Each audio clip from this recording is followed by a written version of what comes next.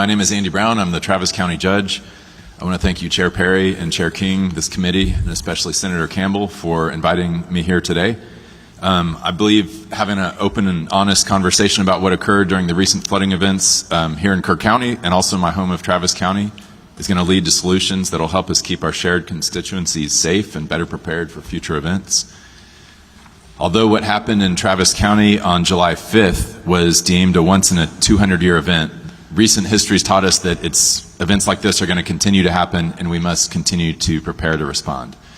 Our constituents deserve local, state, and federal governments that work together to meet the needs of the constituents and is ready to respond when needed. I also want to take a moment to recognize the 10 lives lost in Travis County and the incredible work of our first responders, led by Emergency Services District 1, as well as community members and the wonderful volunteers who bravely stepped up when called to help. I also want to personally thank Chief Kidd and the TDEM staff who provided critical support to us throughout this, from before the event to today. I cannot count the number of times that I've spoken with Chief Kidd and with Cody, our local regional person, and with Cade Long, who was the incident commander, who came in at our request to help us out starting on the Monday after this event. As you know, we're still in full recovery mode today in Travis County, but I just do want to mention that because of the coordinated work across our community, lives were saved, a greater tragedy was prevented, but of course we always still can and must do better. ESD1, they were the incident commander at first in Travis County. Coincidentally, they are actually here today, and there's an ambulance of theirs behind those doors staffing this event here in Kerrville. I had a chance to visit with the lieutenant who I last saw Sunday morning, July 6th at 8 a.m. at the ESD1 briefing that morning. He relayed to me the fact that while we did have 10 folks that did not make it in this event, he saved a family with 6 parents and 5 children, or 6 adults and 5 children, at about 4 a.m. on this map that I gave you. It's about halfway down Sandy Creek, which is kind of the fatter of the two lines. He still has a cut on his elbow from where he broke the glass to get into the home to help save those people's lives. And I just want to thank him for his work and all of the first responders that were up all night on the 5th. Senator, at your request, I'm going to kind of go through the timeline. If that gets too cumbersome, happy to jump forward, but I wanted to give you all a little base of the timeline. So over the early morning hours of July 5th, the Sandy and Cow Creek areas in the northwestern part of Travis County, that's represented by this map that I handed out to y'all, it's 176 square miles that are in ESD1. That area sustained fatal flooding that resulted in the loss of 10 lives.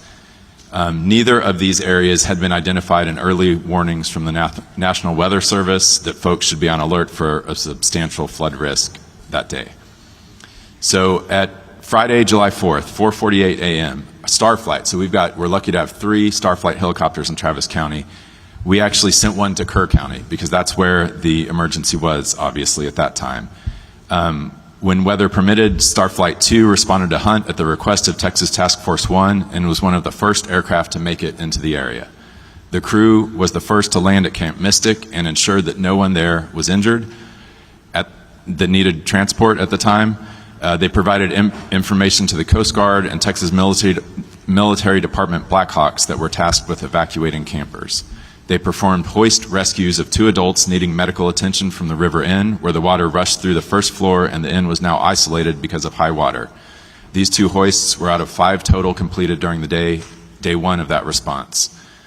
So they evacuated 3 injured victims to a hospital in Kerrville, 6 victims to the casualty collection point, and then responded to numerous reports of potential victims. It stayed overnight in Gillespie County, eventually returning here to Travis County.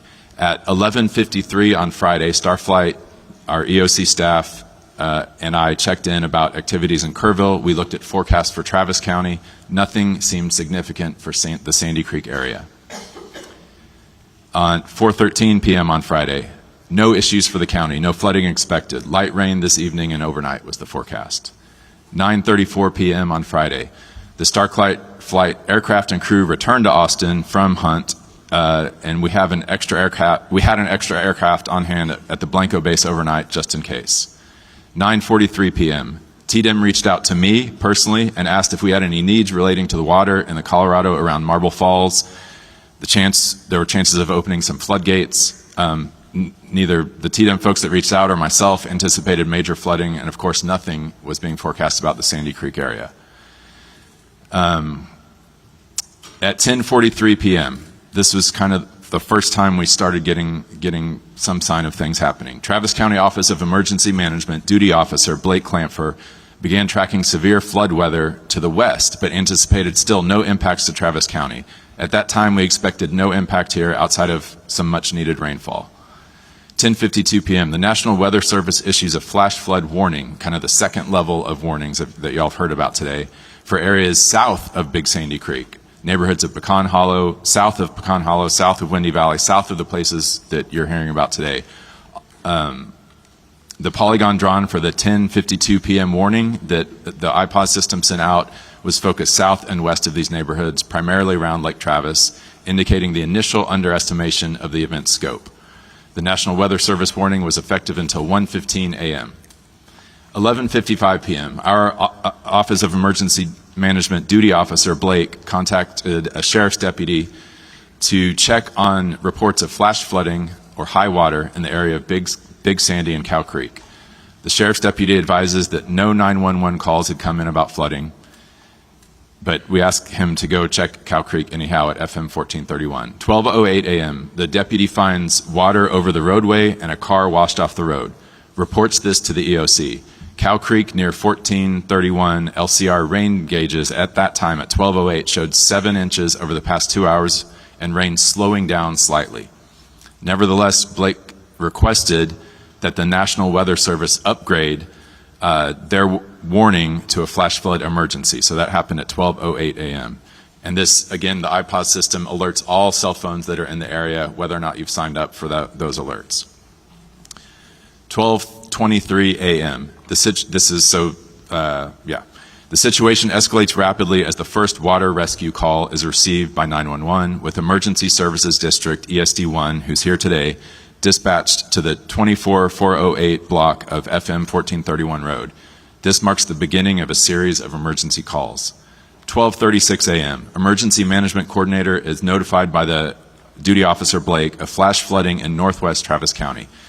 The Sheriff's Department reports a car washed off the road, possibly near Cow Creek. Turned out to be a family of 6 that was rescued. 12:41 a.m. Northwest National Weather Service escalates to a flash flood emergency at our request. That alert goes out. It says it's effective till 5 a.m.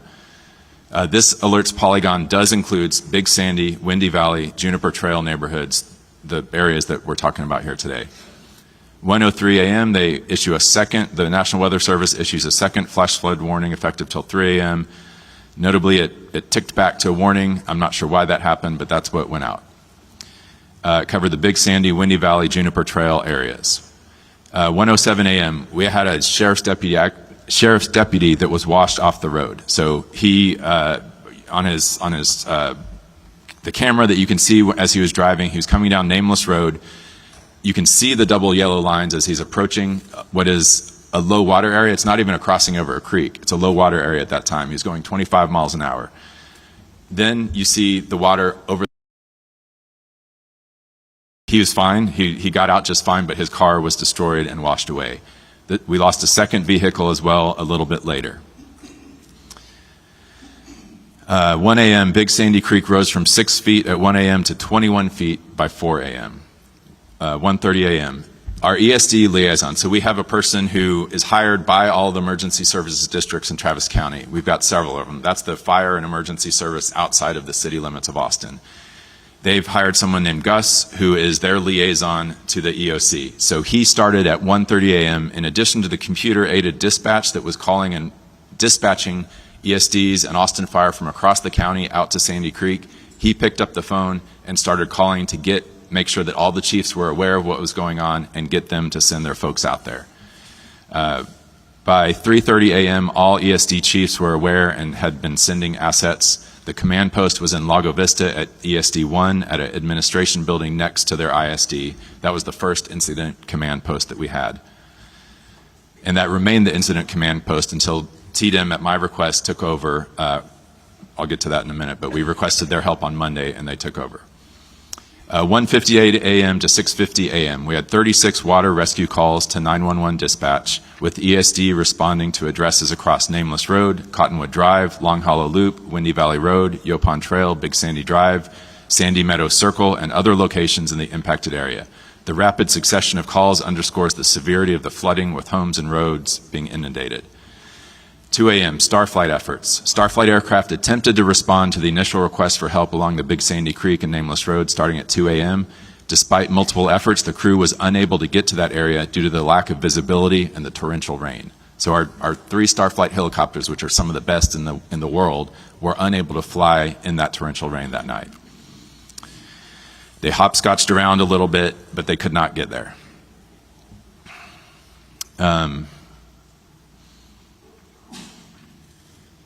Let's see.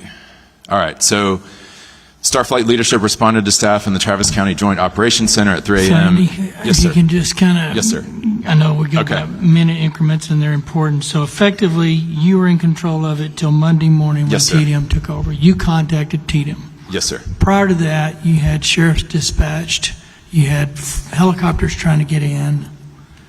So Yes, sir. I think there's several members with questions, but what would you need to tell us to finish up it? I think to finish up the questions about that initial response, we had 78 first responders from all across Travis County, Round Rock Fire, Austin Fire, Leander Fire, Austin Travis County EMS, 2 TIFMAS teams were on the ground. The county's role was to coordinate all of these efforts. ESD-1 was the incident command at that time, and again, this is all in that short time period on very early Saturday morning. I declared a disaster at 9 a.m., updated the governor's office about that, talked to Chief Kidd, talked to TDM, was in touch with them the whole day. I guess if I want to say something in summary, it's that TDM and Chief Kidd are amazing, and I talked to them constantly throughout this. They set up that incident command. They had DPS at the incident command once they set it up the entire time. They had over 560 people there in Travis County responding. 300 of those were search teams, which is those green areas on this map that I gave you is where the dogs went. They had GPSs on them, 300 folks. So to be clear, there were really no state assets until Monday. That is not, no sir. We got our first state assets Saturday afternoon. TDM sent 2 teams. One was from Llano to help search along the creek. Okay, and we were told earlier they were cadaver dogs from New York, not Texas, which they were also involved in Kerr. I have a hunch cadaver dogs are really rare commodities, and so I don't know if we had access to cadaver dogs to go around, so I don't know what that is. I know I've got several members. I don't know who they want to talk to. I just got 3 members to go to.